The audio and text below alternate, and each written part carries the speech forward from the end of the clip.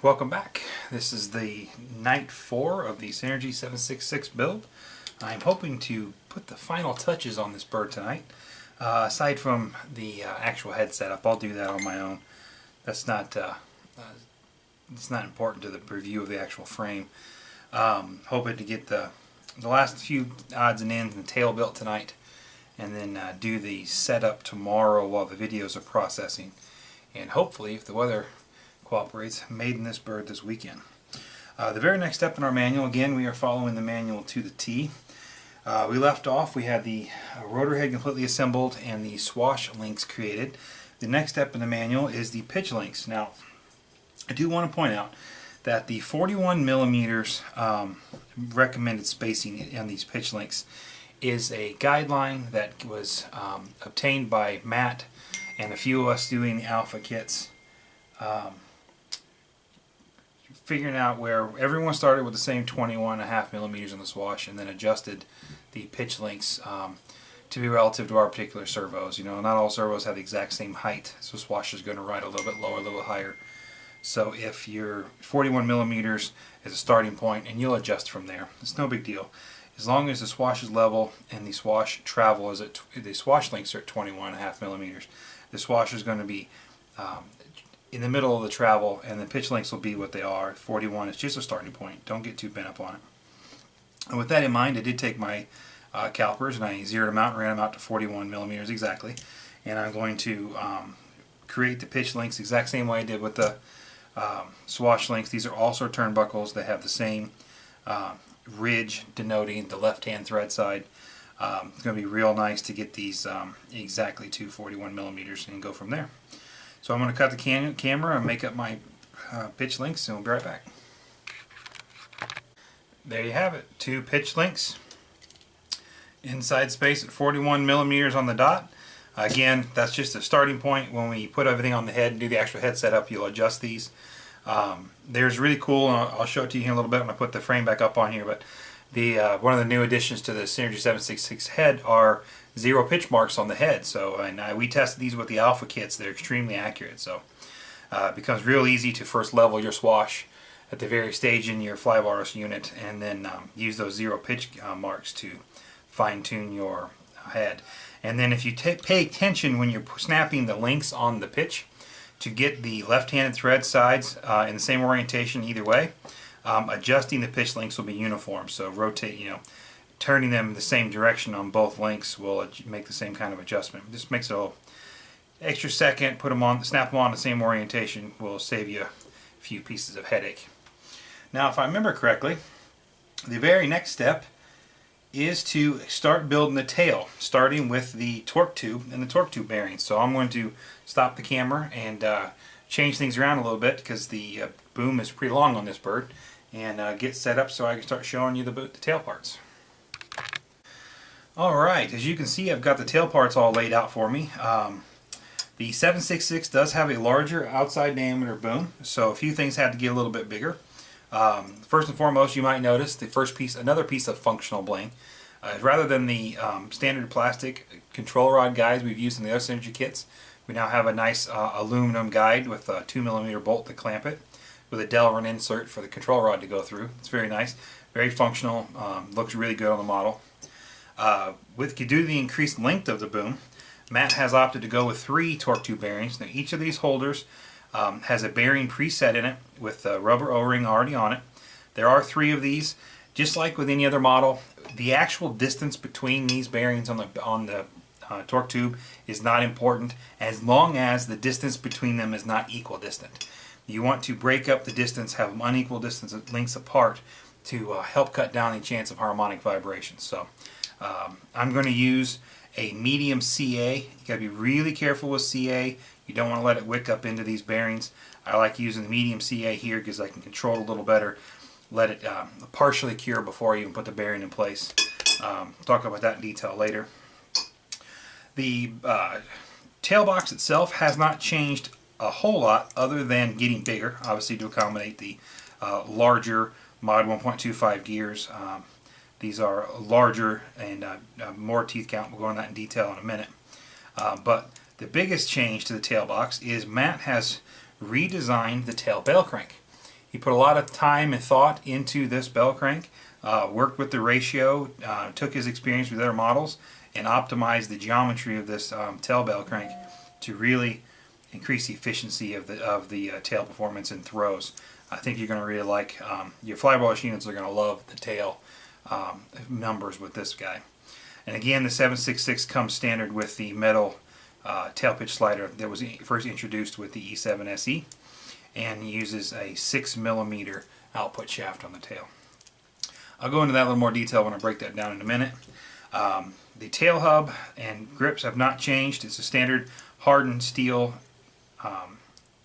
hub with thrusted tail bearings on each grip. This is an area you're going to see me use red Loctite on reassembly. Do not want to lose a tail grip in flight, but I'll break those down, lubricate the thrust bearings. We'll go into that in detail in a minute. Tail fin, obviously a little bigger than you would as you would expect with a larger bird. And then you, of course, with the longer boom, you've got longer boom supports and a longer control rod. Like the other kits, we now have these aluminum rod ends that we will be epoxying onto the end of our control rod. All of these links, the 2 links here and the 2 links on the pitch slider, will be sized with our Bodo sizer. This is an area that 10 minutes spent here getting the sizing on these 4 links right will equal hours of tail tuning savings later. It's just so easy to mess with the tail if there's any drag. So we're gonna really fine tune those. The next thing that changed with the 766 is all of Matt's other birds, the torque tube ends inserted inside the torque tube and had a bolt that went through. The problem you have there, as Matt found, was while the machine shops do a really great job of getting the outside diameter even all the way around, the inside diameter of these can vary. So to counteract and to rather eliminate the issues caused by periodically having an odd size inside diameter, we now have an outside captured gear chuck. Now this is nice because, like I said, they do a real good job of getting the outside diameter even. So now we can trust that everything is true. You have so the torque tube chuck goes over the outside. You have a pin that goes through the middle, locks everything, and then you have this nice Delrin retainer that's going to pop over the everything to hold the pin in place. Now, while this does go together really well and holds everything tight, this is another application for your green Loctite. There's never a reason for this to come apart. If you do not use Loctite on this and you ever develop any play in that pin, the pin's just going to slowly eat away at the torque tube and eventually you're just going to lose your tail. So this is another place where definitely highly recommend the use of green Loctite. There's no bearings in that area. It's safe. Put some green on there, put it together, and let it go. But you're definitely going to want to make sure you put the torque tube bearings on first. I'm going to go ahead and cut the camera. I'm going to CA the bearings and green Loctite the torque tube ends off camera, just because it's a little tedious work, and I don't think you need a step-by-step guide on how to CA bearings. I'm sure you've done that. We come back, I will have the torque tube ready, show you its completed version, and then I will tell you how the trick I used to get the torque tube into the boom.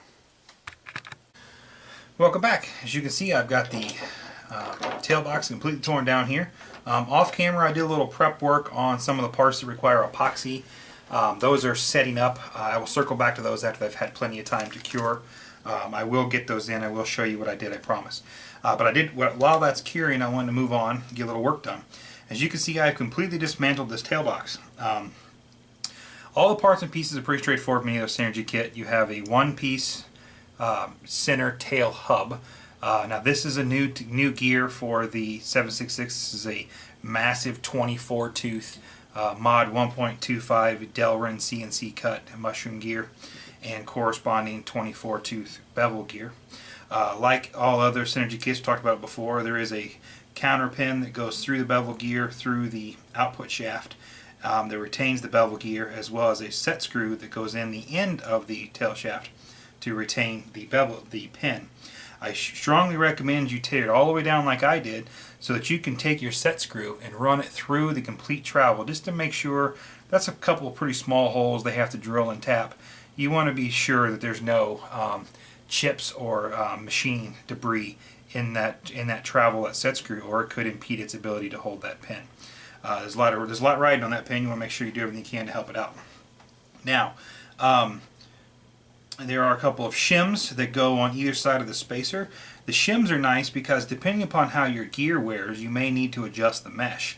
And you can move these shims around, stack them behind the gear, stack them in front of the gear, put them all on the end of the spacer, however you need to do to fine tune the mesh on the tail gears as they wear. We're going to build them per the manual. Have one on the outside of the gear and the one on the inside of the gear.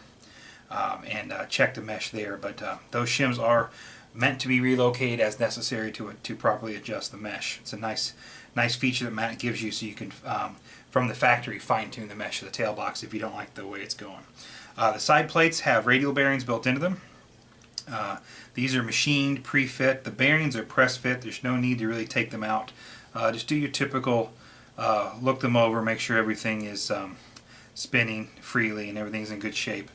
I have done a parts count. Everything's accounted for as to be expected. I'm going to reassemble. I am going to use red Loctite on this ball, and I'm going to use red Loctite on that pin, that set screw that holds that pin in. Other than that, I'll assemble with blue. This is something that, depending upon how often you crash, you could have to take apart a couple of times.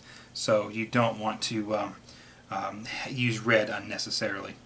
I am going to cut the camber, reassemble the tail box, and when I come back, we'll talk about the tail hub. Well, there it is, all back together.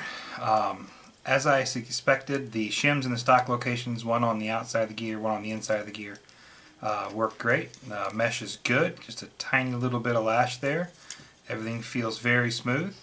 It's nice and it feels very smooth. The pitch slider is reassembled. As you can see, there's absolutely no drag on that at all, which is what you want. That brass is doing its job. Now I'm still going to put a couple drops of Tri-Flow on that shaft every few flights to keep it flow nice and smooth as it picks up debris and that brass begins to wear. Bronze wears a little bit, but as you can see, it's good. I did take my Bodo sizer and size these links just a little bit. Again, like I said, a few minutes spent on this and a few minutes spent on the links for the control rod will save you hours of tail tuning problems. It's really worth the effort. The tail should be just about that smooth, even with the blade grips on it. It's very important that you take time to do that. One note, this is a boom that is designed to be pinned, so the absolute forwardmost bolt, metric cap screw on the right side of the tail box is extra long because it will go all the way in and capture the boom through a pinhole we're going to do a little later. So there's no Loctite on that bolt yet because I'll need to remove that bolt to mark my boom. Set that aside for a minute. Next I'm going to tear down my blade grips and get everything pulled apart for inspection and lubrication, and I'll be back in a minute. Alright, as you can see, I've got the tail torn down. Everything here you would expect to find. There's our hardened steel center hub with a set screw. CNC aluminum blade grips, which are really nice. Extra addition to these blade grips, you may or may not be able to see on the camera, but Matt has added portholes to grease the thrust bearings on the tail, so you can lubricate these tail bearings without pulling the assembly apart, which is a nice touch. Inside you'll find everything you expect. You have an outer radial bearing, shim, thrust bearing, an inner radial bearing, and then vice versa on the other side. Inner radial bearing, thrust bearing, shim, outer radial bearing, and then a washer with a metric cap screw holding the blade grip on, basically a spindle bolt for the tail.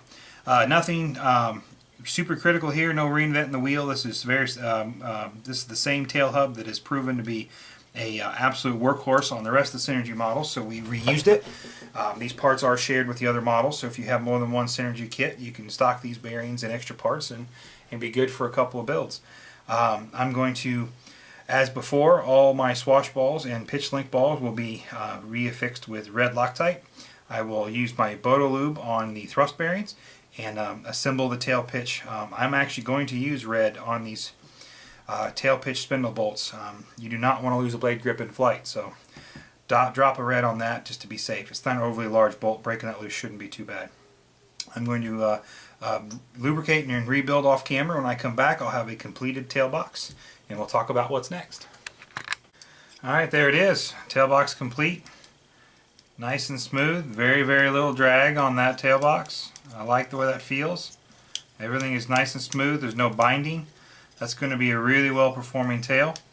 There's a little bit of a snag at the extremes. I might take my boat sizer to that one more time just to be 100% sure. Like I said, 10 minutes spent being sure this is good is worth hours later. Set that aside for now. I can't put this on the boom just yet.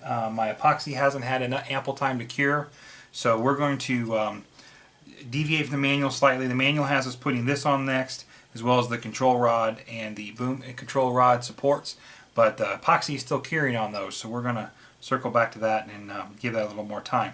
In the meantime, we are going to go ahead and assemble the battery tray. This is pretty straightforward. New to the 766 is the first time Matt has offered a battery tray stock. This is a nice addition. Not only does it give you a way to quickly change your batteries, but built into the side frame are 4 different positions for this battery lock to engage the frame. So you have 4 different positions in the tray, plus this tray is way longer than it really needs to be, so you can adjust the CG on the tray and fine tune with the lock positions. It's a really well thought out design. It's really nice. I don't have a price on these battery trays just yet. I'm sure they'll be reasonable. I'm looking forward to picking up a couple extras myself. The lock itself is pretty straightforward. It is a simple spring-loaded pin with a handle that you can slide back and lock open. It attaches to the tray. Again, since the side frames are universal, the battery tray as well, you can have the lock on the left side or the right side, whichever way you prefer the best. I have mine set up with a lock on the driver's side, so my tray will end up locked like that. One quick note, I learned the hard way. It'd be real easy to assume that this little roll pin was press fit. That would be a mistake. In the manual it does note that you need to remove this handle and Loctite this. Don't ask me how I know, but if you don't remember to Loctite that, you will lose it in flight. Make getting the batteries out a little extra step. Kind of reach through the frames, but it can be done. But again, a couple seconds here with some red Loctite. You should never ever have to take that apart again. I'd be tempted to use green, except that I have the wicking kind, and I don't want to get any Loctite in my clamp lock assembly. So we're going to use red so I can control it. The lock is held on the tray with 2 metric cap screws. Looks like M3s. Pretty straightforward. These pieces are available separately, so if you should lose one or break one, or God forbid this E-clip come off, all these parts are user replaceable. You're not sunk buying a whole new lock assembly if you don't have to. You can even buy the pin by itself if you have to. Again, unfortunately, I know the hard way. I'm going to take a second and Loctite these couple parts, put the tray together, and then I'm going to double check my epoxy.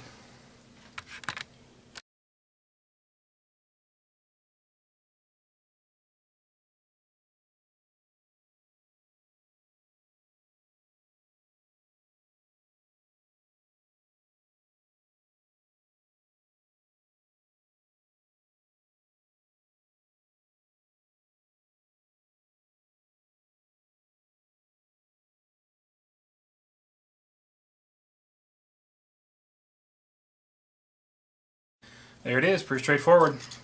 One other tip I learned on my Alpha build, that because this is a CF part, aluminum part bolted to CF, by the nature of the way these holes are drilled, there is a chance that you can tighten this up slightly out of square.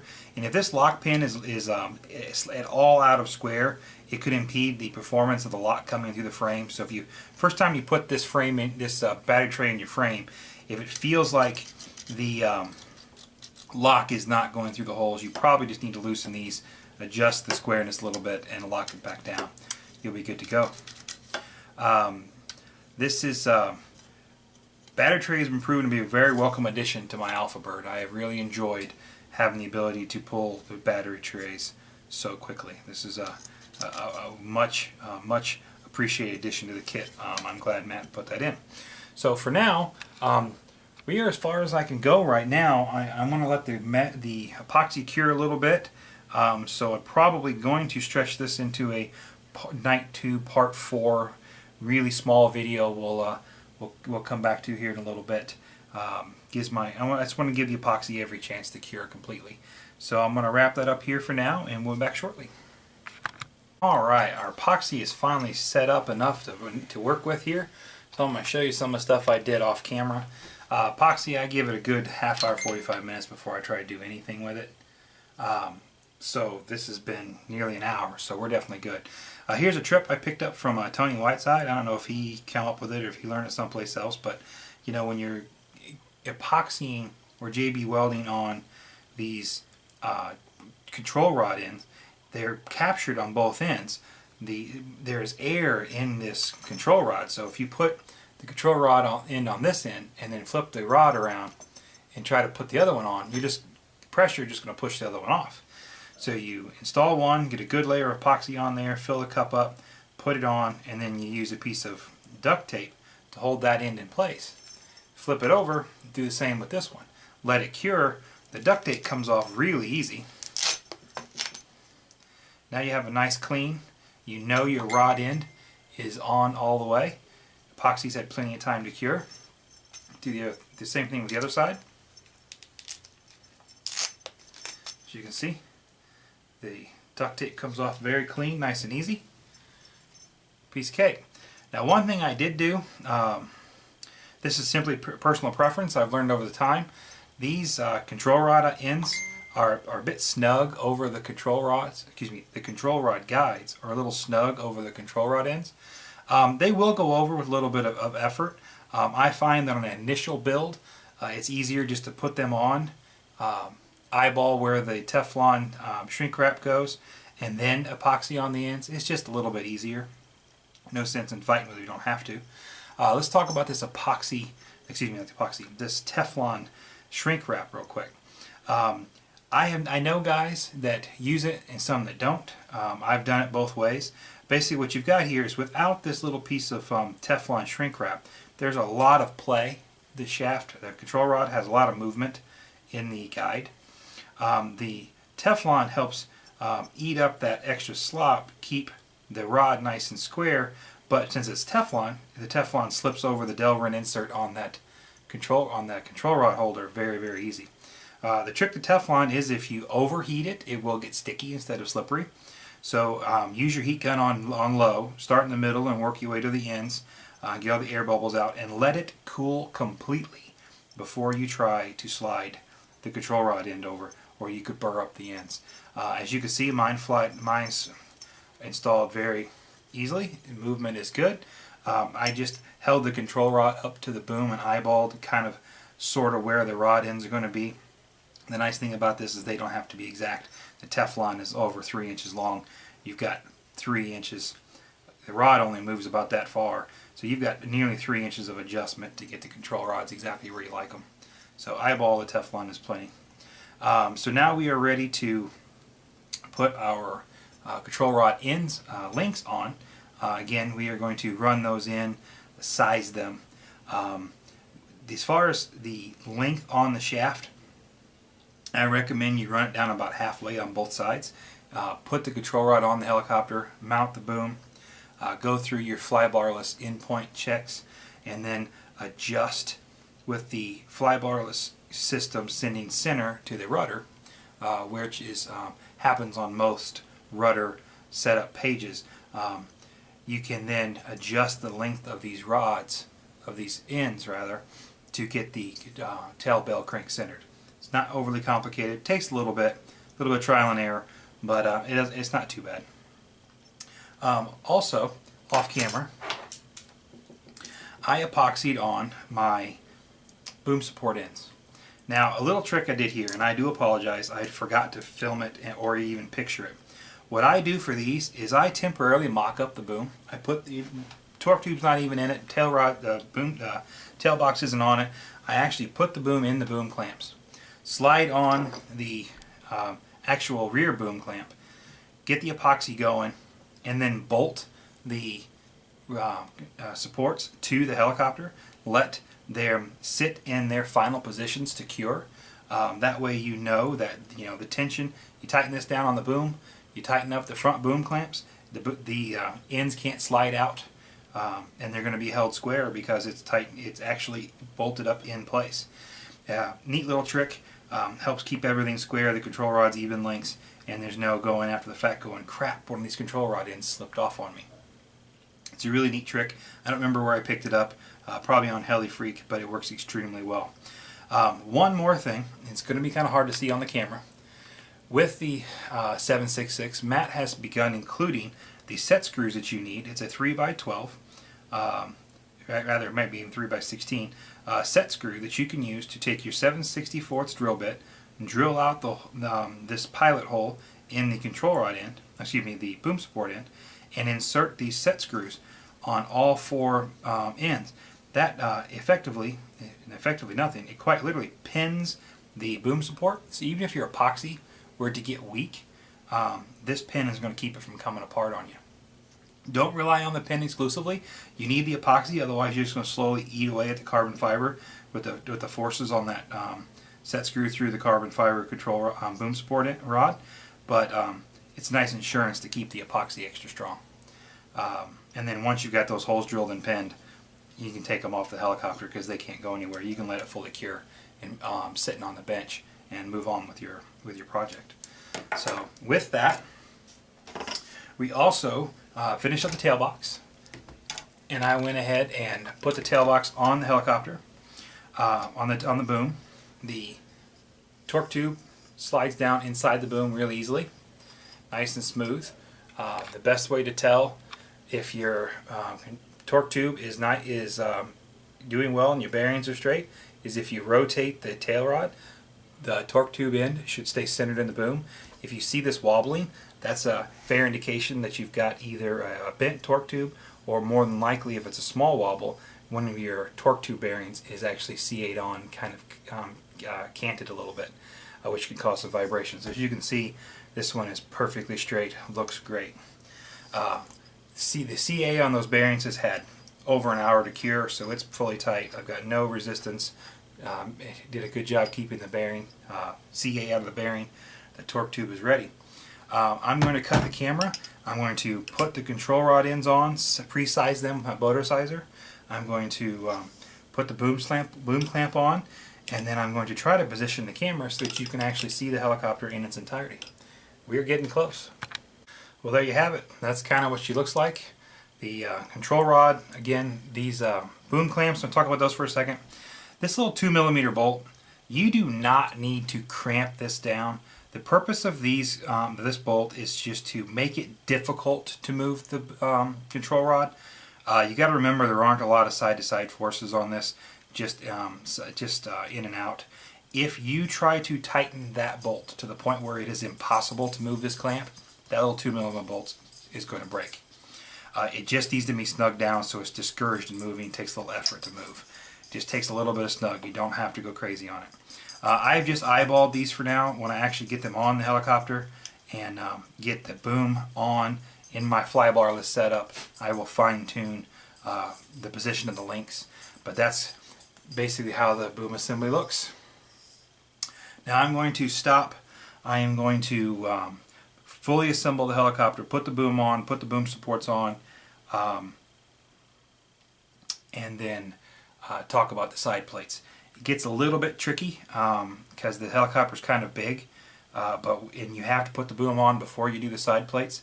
Otherwise, you can't get to the boom clamps. So I'm going to take a break, get everything cleaned up, and clear off the workstation so there's plenty of room. And then I'll be back with some final thoughts on the completed assembly. Well, guys, there it is. The complete 766. I will be adding some still photos of this bad boy in its entirety to the end of the videos and the various threads online. There are lots of photos out there already. The last thing for us to do is talk about the canopy pieces. That's going to be really hard for me to film with the camera positioned like it is, so I'm going to move the camera. So bear with me for a minute. I'll be right back. Alright, well, I've repositioned my camera, as you can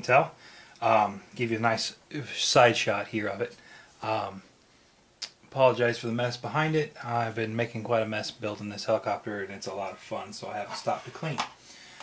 The side panels, grab the appropriate side here. The side panels are mounted in 3 places. You got the rear upper here, rear lower, and then the forward standoff. They are held on with these metric 3x6 socket head screws with these aluminum washers. There are no grommets or anything. The holes for these are already aligned from the factory. So it's just a matter of lining everything up and then using a little bit of Loctite, and the washer will hold the canopy, the side piece, up against the post. It's pretty straightforward. A little bit of blue Loctite on those. You definitely don't want those coming loose. Something I did off the camera before I repositioned it was I went back into my flybar setup and fine-tuned my tail, because as you can tell, if I needed to pop my tail linkage off, it would be very difficult. Popping it off would be easy, but fine-tuning the length is much easier without the side panel here, because you can see through. If I'm just popping it off for repairs, that will come off no problem. I can reach it through the back. But for fine-tuning initial setup, it's definitely easier to have the side panel off. So I highly recommend, you have to take the side panel off to put the boom on, because you can't get to the boom blocks. So I highly recommend you make sure your boom is square and your tail is fine-tuned before you put these on. So we are going to take a little bit of blue Loctite with our 2mm.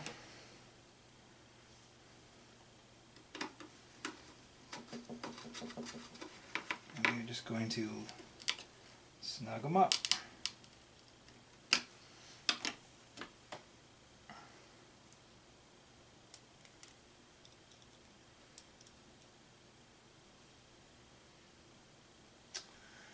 I do what I think I did. I did. In my haste, sitting here, I have the U channels, the inserts for the front canopy sitting here, and I grabbed the bolt for one of those. That would have definitely caused me some problems when I went to put those U channels in. So don't get in a hurry like I'm getting. It's getting late. Be sure you're grabbing the right fasteners.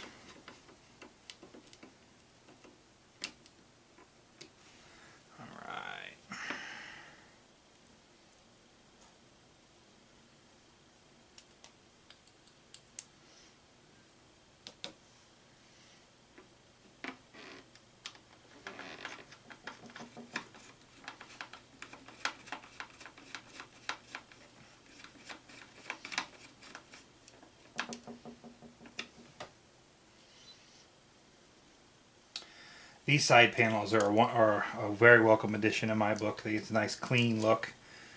Covers the main gear, covers the bulk of the mechanicals once the nose canopy is on.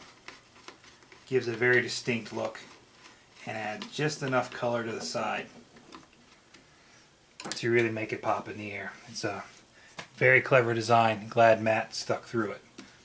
Looks really nice. I'm going to next we have to put our U-channel inserts in the front of this canopy.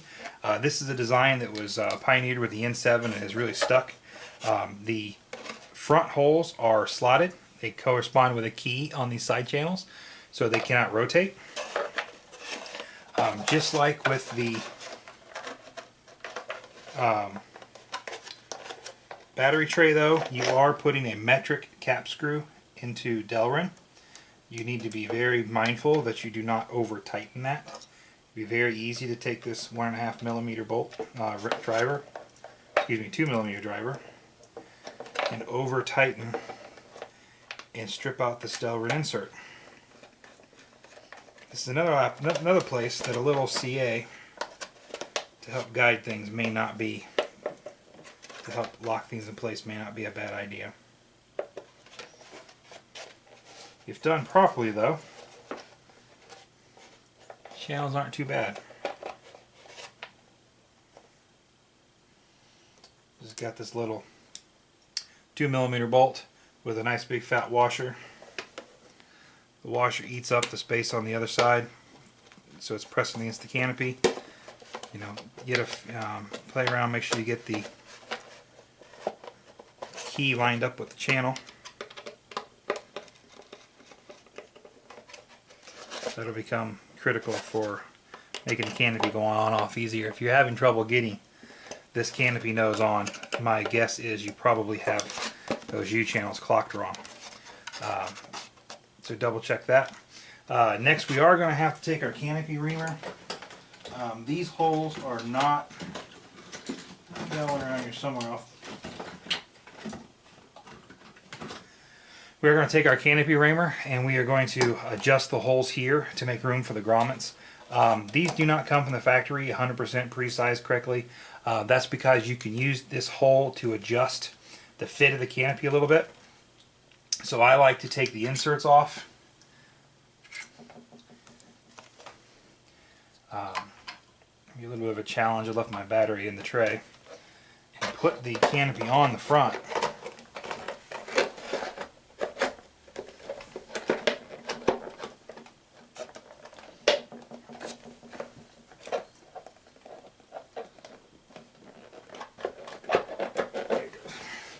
And then I can actually eyeball where the hole needs to be and use my canopy reamer to make the hole match, line up with the fitting 100% perfect. The trick to these inserts is if you need to get that connection square, if you don't take time to open that hole up appropriately and get this insert square, it's going to bind in the shaft and be difficult to get the canopy on and off. So I'm going to stop move the camera out of my way. This is a really intricate piece. I want to take my time, make sure these U channels are square, make sure my holes are cut properly, and when we come back, we will have a completed helicopter. Well, there it is, guys. A complete Synergy 766 build, step by step. Blades aren't on it yet. Truth be told, the blades won't be here till tomorrow. But by the time this video comes out, I'll have the blades. The video will be I'll have plenty of pictures posted with it as well. We'll see that. But the frame is done 100%. The canopy is adjusted and working well.